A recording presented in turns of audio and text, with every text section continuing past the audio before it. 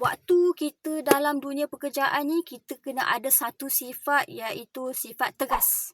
Supaya tak nak bagi peluang kepada orang sekeliling perkotak-katikkan kita. Sebab ada je orang yang jenis suka ambil kesempatan ni.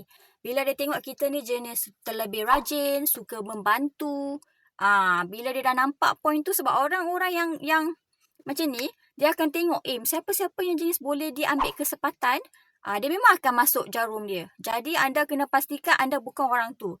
Dengan cara apa? Yes, macam mana saya nak buat kalau saya newbie baru masuk? Takkan saya nak lawan orang tu? Tak. Just tanya, Kak, ni memang kerja saya ke? Kalau dia bagi, cakap, memang kerja awak. Dia akan cakap lah, ni memang kerja awak. Kerja awak kena pergi photostat. Tapi dalam job scope anda tak ada kerja untuk photostat ni. Memang betul anda akan photostat barang. Tapi bukan untuk orang satu office tu. Kalau ada 10 orang, kerja anda duduk kat photostat machine tu, photostat saja. And then kerja anda yang lain macam mana? Nanti kalau tiba-tiba bos tanya, kerja awak yang tu saya bagi, tak siap lagi ke? Tak siap lagi. And then awak buat apa pergi photostat? Jadi pastikan kerja-kerja tu anda kena pandai lah untuk bawa diri. Kalau macam anda rasa kerja tu terlalu over, macam rasa dibuli, anda kena tegas lah. Kak, ni kerja saya ke kak? Tone suara tu. Kak, ni kerja saya ke kak? Kalau cakap, yelah kerja awak lah. Dia mesti ada orang jenis macam ni, betul? Saya tak tahu pula sebab bos tak ada pula cakap dengan saya. Kerja saya kena photostat untuk satu office ni. Nanti kejap saya confirm balik dengan bos. Kak, saya confused sekarang. Sebab saya ada kerja bos pagi ni yang saya kena buat. Kalau cakap, alah tak payahlah ni. Sorry lah kak. Sebab saya kerja, bos saya yang bayar saya gaji. Saya tak boleh nak ikut cakap kakak. Nanti apa-apa ke, bos akan sound saya pula. Siapa bos sekarang ni? Teruk saya. Kejap kak, cara baik lah dengan cara sopan lah. Jangan gaduh dengan dia. Ni bukan kerja saya ni.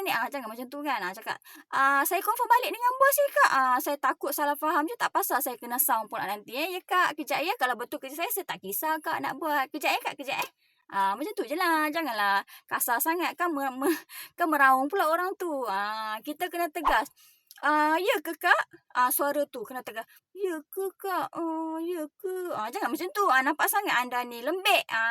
Jangan lembik. Sebab saya dulu pun macam tu juga, lembik. Lembik asyik kena bully je. Kita bukan nak macam besar kepala. Kita cuma nak elakkan orang tindas kita. So kita kena tegas. Kalau betul kerja kita, okey lah. Tak apalah, buat lah kan. Cuma kita takut ada orang yang cuba nak ambil kesempatan. Sebab orang yang macam ni memang ada kat merata-merata. Memang ada orang type macam ni. Sebab kita nak protect diri kita. Kita tak nak nanti kalau kita pergi buat kerja dia yang bukan-bukan, nanti kerja kita sendiri tak terbuat. Okay.